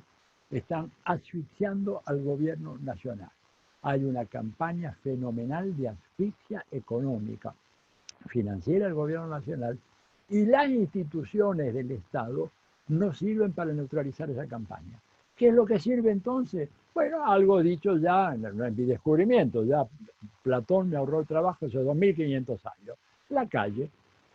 La única manera de que se pueden lograr cambios en cualquier tipo de sociedad es si hay gente que sale conscientemente, que se moviliza y organizadamente y presiona desde la calle. Porque uno puede presionar desde las instituciones, ¿verdad? Pero las instituciones disuelven toda esa presión, o desde la calle. Y desde la calle resulta que la cosa ya va más a favor de los grupos que quieren cambios, porque el rodaje de las instituciones, del Congreso, del Poder Judicial, de las comisiones, de la auditoría, de esto y del otro, lo que hacen es simplemente diluir esa iniciativa.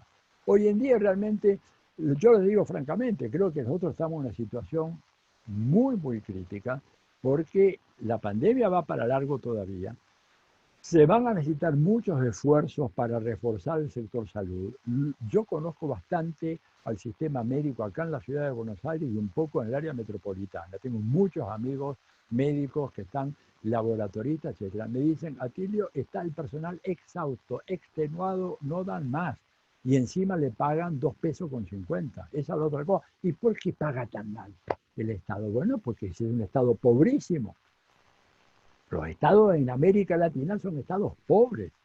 Pero fíjense ustedes que quien denunció eso, ¿verdad? Aparte de algunos personajes que ya conocemos, pero por ejemplo, quien le dijo eso en su cara al presidente Alberto Fernández fue nada menos que Angela Merkel, a la cual no podemos acusar de chavista o de marxista o de populista.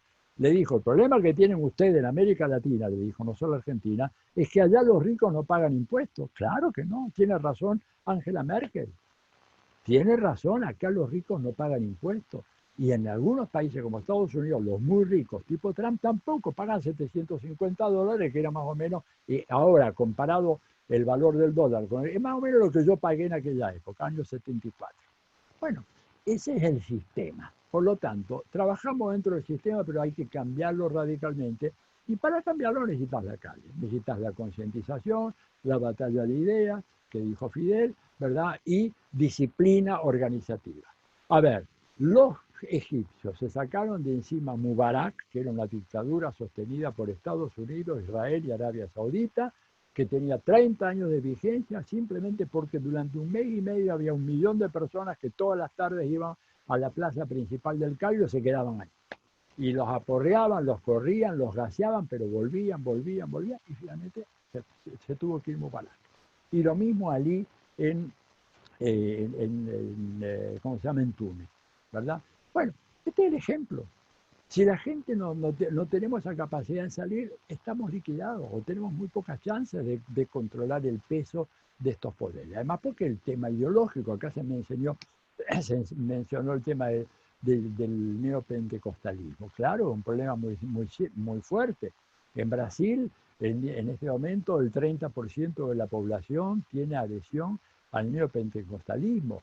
Y ojo, esos pastores y esas organizaciones evangélicas son los bolcheviques de nuestro tiempo. Son gente que hace una militancia 24/7 permanentemente. Fueron los grandes factores en la campaña que llevó a Bolsonaro al gobierno. Cuando la coalición petista y del PCdoB y otros grupos apenas había logrado armar 300 o 400 casas de campaña en todo Brasil, las iglesias evangélicas tenían más de 10.000 iglesias diseminadas por todo el territorio brasileño. Y a cada actividad de la iglesia, ¿no es cierto?, los domingos en el sermón dominical se le daba la papeleta de voto para votar para gobernador del estado, para prefeito de tal ciudad, para concejal, vereador, como le dicen en Brasil, y por supuesto para presidente Bolsonaro. Y frente a eso, ¿qué hubo? Nada, la creencia tonta de pensar de que con un buen discursito vamos a captar a las capas medias, ¿no es cierto? Esto lo estoy viendo yo con profunda preocupación en el caso de Chile, en donde mi amiga Camila Vallejo pretende ganarse el apoyo de las capas medias junto con Boric y algunos otros más jóvenes, ¿verdad?, que evidentemente no tienen la experiencia política para entender este fenómeno, pensando que un izquierdista que adopta un discurso conciliador con las capas medias se va a ganar el apoyo a las capas medias. Pero esto es para morirse de risa, sino que para morirse de tristeza, porque hay una cosa que yo diría que es un teorema, si ustedes quieren llamarle el teorema de Borón, así taxativamente, que es que los pueblos prefieren el original a la copia. Y si yo tengo un izquierdista haciendo el discurso típico de los neoliberales, voto al neoliberal auténtico, no voy a votar a un ex comunista, un ex trotskista, un ex peronista reconvertido ahora al neoliberalismo. No, voto duro, la voto a la Bullrich, la voto a Vidal, lo voto a Larreta, voto a eso, ¿no es cierto? Este es el gran engaño en el cual yo veo que está cayendo un sector importante de la izquierda latinoamericana. Pensar en esos cantos de sirena, ¿no? No hay que decir que vamos a ir por la riqueza de los ricos. ¿Y por la riqueza de quién vamos a ir entonces? ¿Cómo se resuelve este problema? O sea, acá el problema fundamental es un estado de una pobreza absoluta, una pobreza recoleta. Acá debe haber más de uno que sea becario de CONICET o de investigador de CONICET. ¿Cuánto le están pagando? Pregúntense cuánto le pagan a un profesor universitario.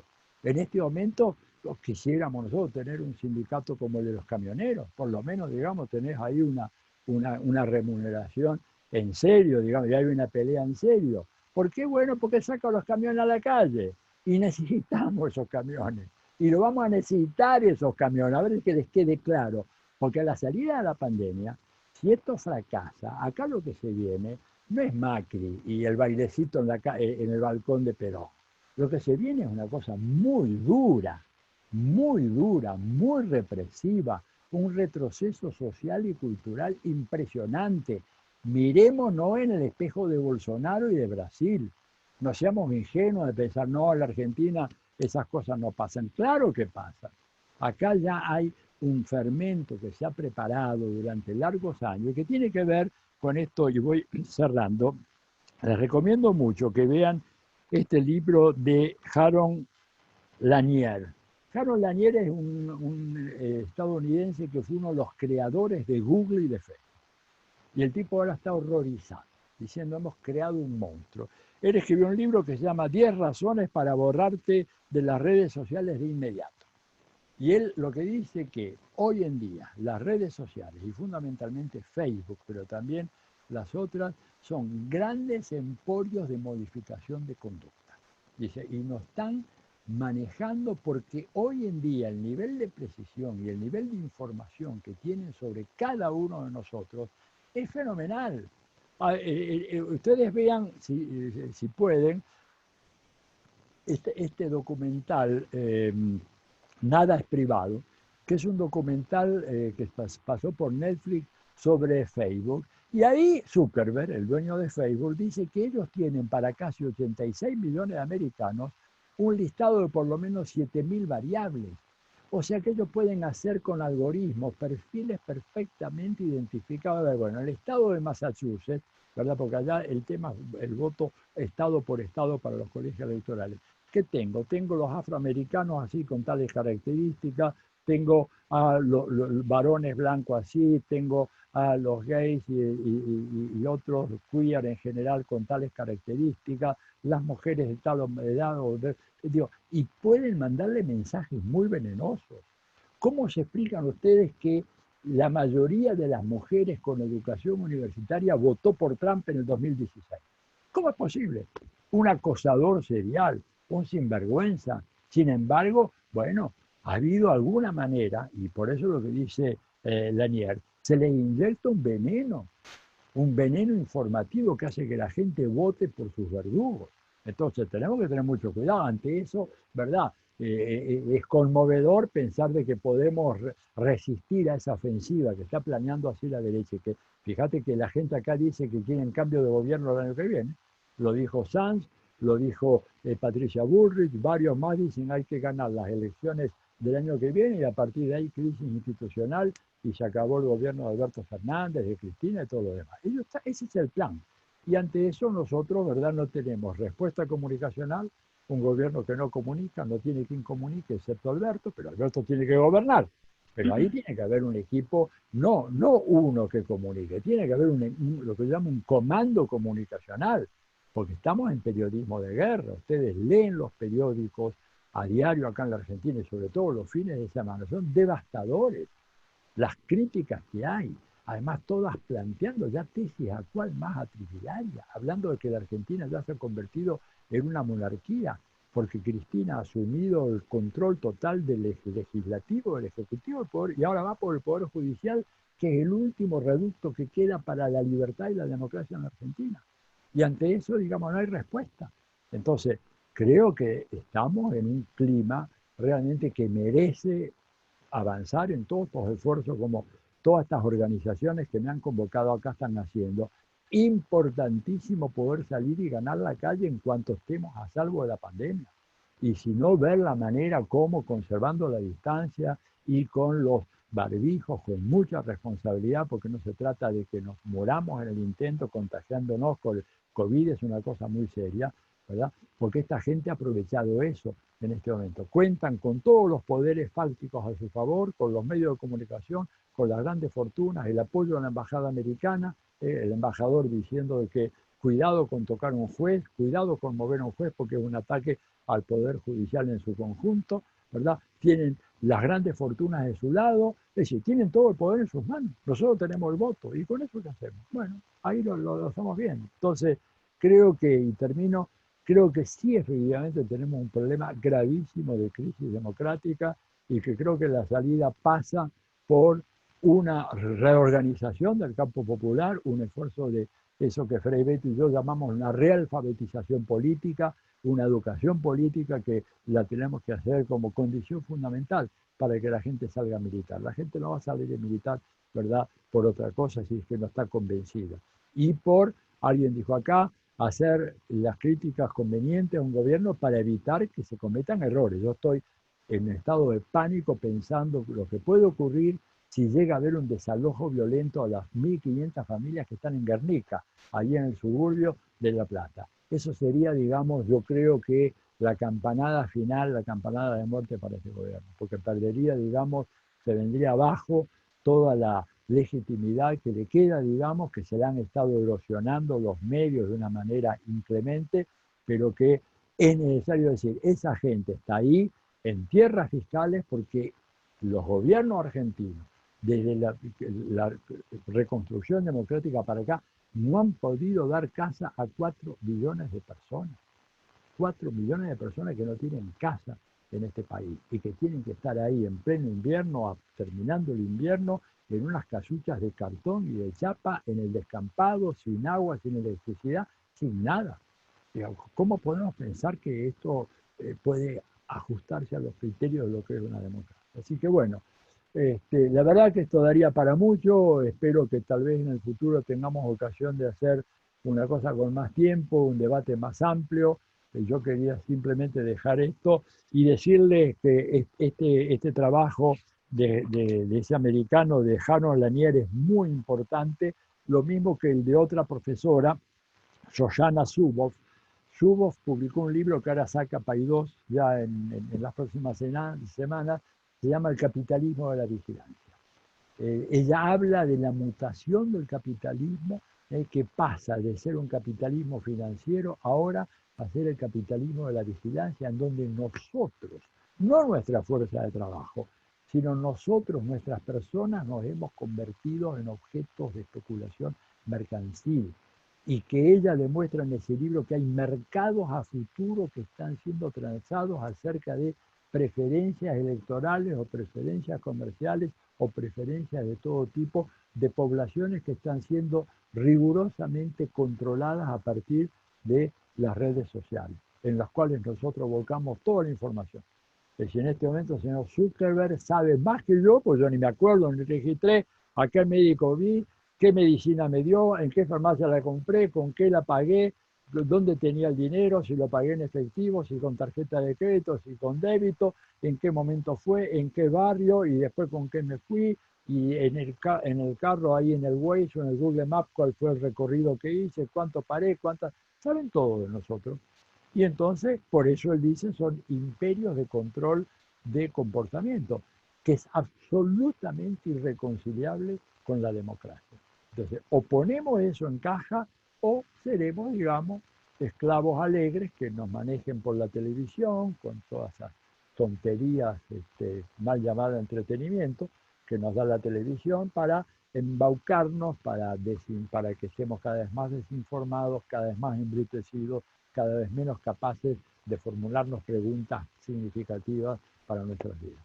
Bueno, les mando un gran abrazo, muchas gracias por la invitación y seguiremos en contacto. Creo que tienen unas cuantas cosas, seguramente montones de críticas, sugerencias, háganmelas llegar y veremos en una ocasión. Supongo que la pandemia nos va a dar desgraciadamente tiempo para estar, por lo menos a mí, en mi casa y bueno, a disposición de ustedes para seguir esta charla sobre un tema absolutamente fascinante. Hasta muy pronto, les doy un gran abrazo. Gracias, Atilio. Tal cual.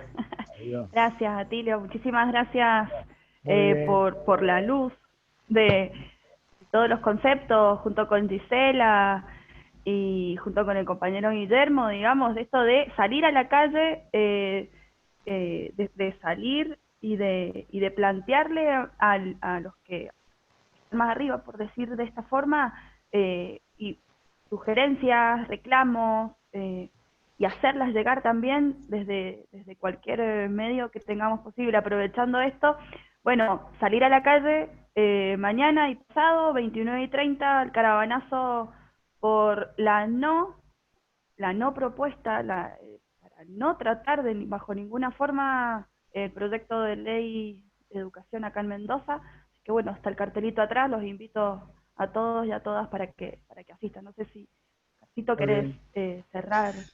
Adiós, Gracias, Atilio. gracias. Muchas gracias. Gracias, que esté muy bien. Bueno, Gracias. agradecerle a todos los que han estado conectados en toda la transmisión. Hemos tenido un promedio de 70, 80 personas todo el tiempo conectadas, más la gente que se ha sumado por YouTube. Han quedado varias preguntas ahí en el tintero. Agradecerle enormemente a Gisela y a Guillermo por darse el tiempo. Vamos a subir el video, va a estar grabado en el canal del Movimiento Arturo Roy. Y decirles que las preguntas que quedan ahí van a ser transmitidas a los exponentes y la idea es poder seguir y continuar con los diálogos, así que pronto desde el Arturo Roy y desde los demás espacios vamos a estar compartiendo iniciativas en este sentido. Infinitas gracias, Cele, gracias por el trabajo, y bueno, será hasta otra vez. Gracias a todos. Un abrazo grande. Gracias, compañeros, compañeras. Gracias, compas. Muchas gracias. Muchísimas gracias a todos, a todas. Che, bueno, la verdad que quedan cosas para debatir. Quedan muchas puntas, sí, quedan muchas puntas, muchos conceptos para seguir hablando. Me quedo con una frase, dice Marcela, que dice: ningún proceso y conquista es reversible si no puesto a prueba constantemente. Genial, dice ahí para que la patente. Muy, muy piola.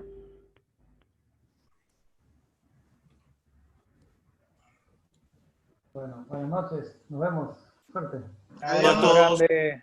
Saludos, Chao, feliz muchas día de lucha gracias. Gracias por todo. feliz día de lucha para los docentes, las docentes universitarias.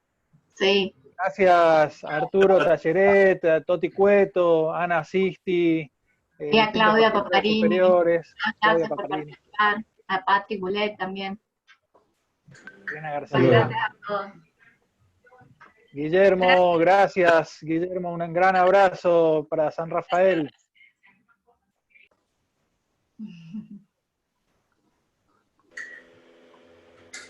Hasta podríamos hacer una pijamada, se me ocurre en algún momento No. con los compas, porque es tan interesante y tan rico que hasta uno va aprendiendo de diferentes modos y de conceptos. No piensa, dice, digamos, hasta esos conceptos, digamos. Muy buena salió la actividad, la verdad. Mucho hilo para seguir debatiendo. Excelente, compas. Gisela, te jugó en contra la conectividad en un momento. Sí, qué bajón, la verdad es que no sé muy bien hasta dónde se habrá seguido el hilo, no sé en qué momento se cortaba o no, porque Se entendió. Te logramos captar. mi video seguía funcionando, entonces